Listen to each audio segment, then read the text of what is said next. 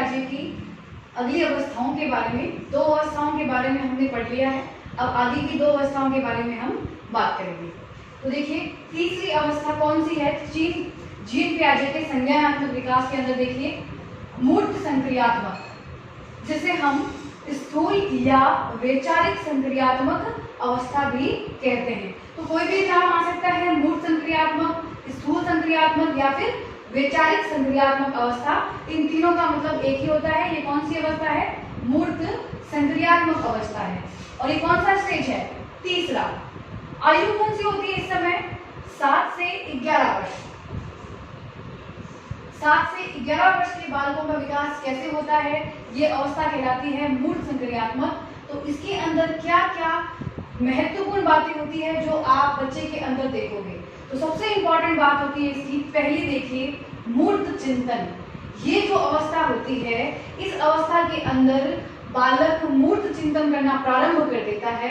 मूर्त चिंतन का मतलब क्या होता है? देखिए मूर्त मतलब जो चीज हमारी आंखों के सामने है, यानी प्रत्यक्ष रूप से हम जिसे देख सकते हैं वो क्या होता है? मूर्त है। तो बालक जो भी चीज प्रत्यक्ष रूप से अपने सामने देखेगा उसके बारे में बालक चिंतन करना प्रारंभ कर देता है इस अवस्था के अंदर। जैसे एक उदाहरण से समझिए, अगर कोई बालक है, 8 वर्ष का बालक है और वो हाथी को देखेगा, तो हाथी को देखकर उसे लगेगा मैंने ऐसा स्ट्रक्चर कहीं और भी देखा है। तो उसे ध्यान आएगा कि घर में मैं जो पूजा करता हूँ और जो गणेश जी है उनके भी सूंड होती है और इसकी भी सूंड होती है। तो यानी ये प्रत्यक्ष रूप से किसी चीज को देखेगा और उससे सिमिलर कोई चीज उसने पहले कभी देखी होगी तो उसके बारे में वो चिंतन करेगा, विचार करेगा। तो कब होता है ये चिंतन? प्रत्यक्ष रूप से यानी मूर्त रूप से, जब बालक 7 से 11 वर्ष की आयु के अंदर होता है। तो ध्यान रखिए मूर्त संक्रियात्मक के अंदर पहली जो विशेषता है वो है बालक मूर्त चिंतन करना आरंभ कर देता है। दूसरा देखिए पलावटी गुण का विकास। हम लोगों ने दूसरी जो पढ़ी थी अवस्था पूर्व संक्रियात्मक, उसके अंदर क्या देखा था? पलावटी गुण का अभाव, यानी बालक जो नियम होते हैं उनके अर्थ को समझ नहीं पाता है। यानी उसे ये नहीं पता कि जो स्कूल और घर का दूरी है वो घर से स्कूल जाने में और स्कूल से घर आने में दोनों में बराबर होती है। ये पलावटी गुण का अभाव कब था? पूर्व संक्रियात्मक में। लेकिन इस अवस्था के अंदर जब बालक के अंदर मूर्त चिंतन आ जाता है और बालक की थोड़ी मानसिक शक्तियां बढ़ जाती है तो बालक के अंदर पलावटी गुण का विकास हो जाता है। अब बालक इस बात को समझ जाता है कि मेरा घर स्कूल से उतना ही दूर है जितना स्कूल से मेरा घर है। तो ये बात उसे अब समझ में आ जाती है। यानी जो चीजें वो सीधी कर सकता है उसको वो उल्टी भी कर सकता है। जैसे आप उसे कहोगे कि गिनती सुनाओ 1 से 10 तक, तो वो 1 से 10 तक भी बता देगा और 10 से 1 तक भी बता देगा। तो यहाँ पे क्या होता है? बालक के पलावटी गुण का विकास हो जाता है। अगली देखिए, इस अवस्था में बालक वर्गीकरण, विश्लेषण, संबंधीकरण, तुलना करना, 2 वस्तुओं में अंतर करना, समानता या असमानता करना सीख जाता है।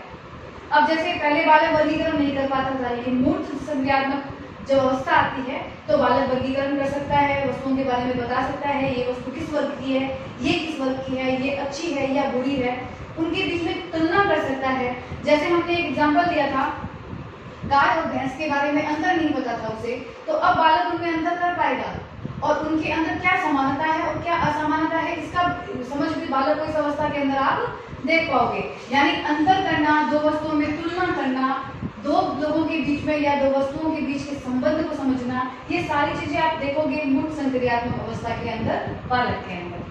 ठीक है, वेरी इंपॉर्टेंट, एग्जाम के अंदर कुछ भी पूछा गया है, दिन, समय, तारीख, महीना और वर्ष, इसके बारे में बालक कब समझने लग जाता है? तो वो समझता है मूर्त संक्रियात्मक अवस्था तक। उससे पहले बालक को समझ में नहीं आती है ये बातें।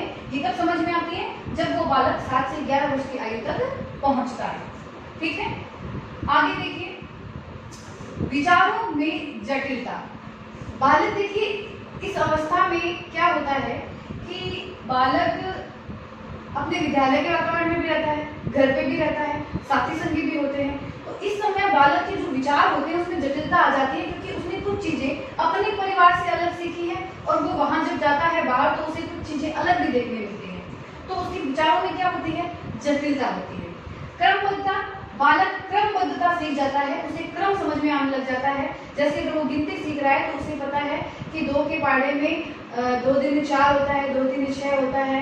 इस प्रकार से जो क्रम होता है हर चीज का या किसी भी वस्तु का, उसको क्रम समझ में आ जाएगा कि इस चीज के बाद में ये चीज आती है। तो ये क्रमबद्धता आप कब देखोगे बालक के अंदर? मूर्त संक्रियात्मक अवस्था के अंदर। ठीक है, अगला देखिए, वेरी इंपॉर्टेंट, बालक में 3 मुख्य संप्रत्यय का निर्माण होता है। वैसे इस अवस्था को संप्रत्यय निर्माण की अवस्था भी कहा जाता है, लेकिन मुख्य रूप से कितने होते हैं संप्रत्यय निर्माण? 3 होते हैं। पहला देखिए संरक्षण। इस संरक्षण शब्द भी आपके एग्जाम के अंदर पूछा भी गया है।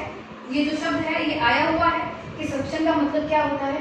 देखो, बालक जब लंबाई, चौड़ाई, क्षेत्रफल, ये जो बोलते हैं ना कि इसका वर्ग का क्षेत्रफल कितना होता है, आयत का कितना होता है, लंबाई चौड़ाई का जो संप्रत्यय होता है, ये चीजें बालक को जब समझ में आने लग जाती है उसी को क्या कहते हैं? हम संरक्षण कहते हैं। ठीक है, ये संप्रत्यय का मतलब होता है लंबाई, चौड़ाई, ऊंचाई और क्षेत्रफल। इसकी जो संप्रत्यय होता है उसको बालक समझ जाता है, इसे कहते हैं हम संरक्षण।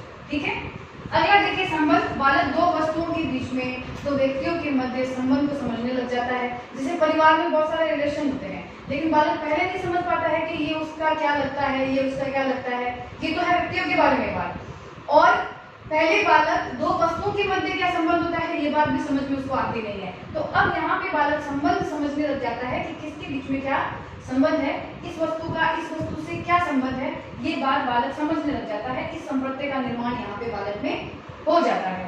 ठीक है, वर्गीकरण। बालक वर्गीकरण ज्ञान करने लग जाता है कि किस वर्ग की कौन सी वस्तु है, इसके बारे में हम बात कर चुके हैं पहले।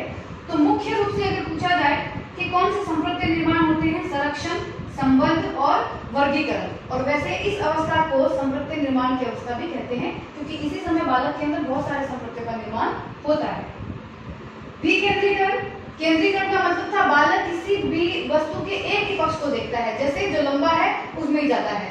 यहाँ पे विकेंद्रीकरण होता है, बालक वस्तु के सभी पक्षों को समझने लग जाता है। अब बालक को पता है कि ज्यादा किसके अंदर आएगा, तो अब वो ये जिद नहीं करेगा कि मुझे लंबी गिलास दीजिए आप, क्योंकि यहाँ पे विकेंद्रीकरण का गुण बालक के अंदर आ जाता है।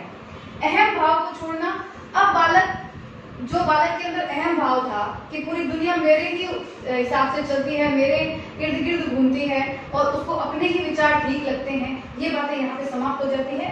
बालक को दूसरों की बातों में भी इंटरेस्ट आने लग जाता है, बालक उसकी बातों पे ध्यान भी देता है, सुनता भी है, समझता है, केवल अपने आप को महत्व नहीं देता है। तो अहम भाव को बालक कब छोड़ता है? देखिए, मूर्त संक्रियात्मक अवस्था के अंदर छोड़ता है। तो ध्यान देने की बातें क्या है? मूर्त चिंतन प्रारंभ होता है, फलावटी गुण का विकास हो जाता है, वर्गीकरण, विश्लेषण, संबंधीकरण, तुलना, अंतर, समानता, असमानता बताने लग जाता है बालक। दिन, समय, तारीख, महीना, वर्ष, इसके बारे में बालक को जानकारी हो जाती है। विचारों में जटिलता रहती है, क्रमबद्धता का गुण सीख जाता है।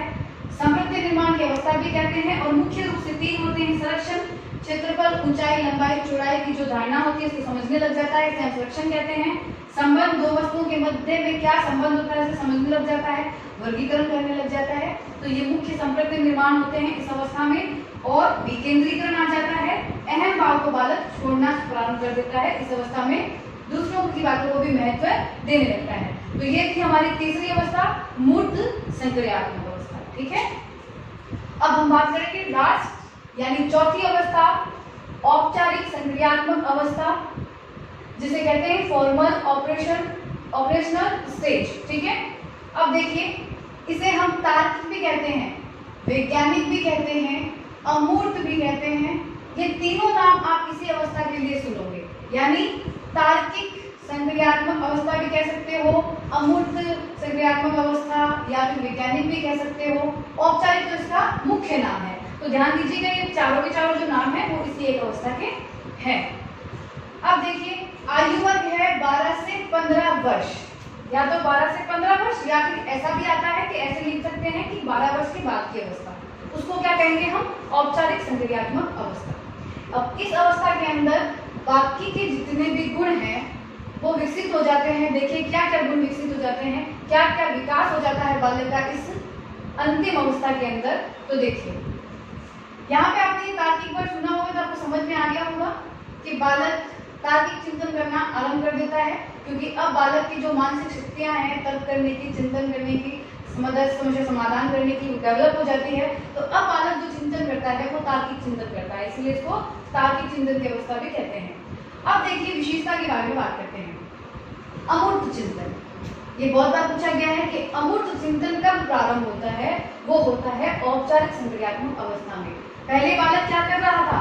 मूर्त चिंतन। अब क्या करता है? अमूर्त चिंतन। अमूर्त चिंतन का मतलब क्या होता है? जो चीजें बालक के आंखों के सामने नहीं है, यानी प्रत्यक्ष रूप से नहीं है, उसके बारे में भी चिंतन करना प्रारंभ कर देता है। जैसे अब बालक देवता के बारे में, आत्मा के बारे में, स्वर्ग के बारे में भी चिंतन कर सकता है। तो इसे क्या कहते हैं? अमूर्त चिंतन।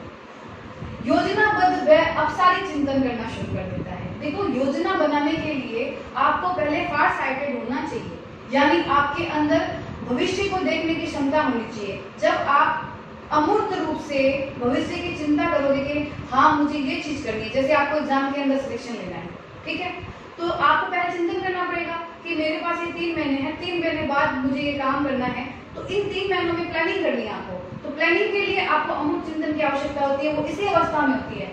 तभी बालक क्या कर पाता है? योजनाबद्ध तरीके से कार्य कर पाता है। अब सारे चिंतन करता है।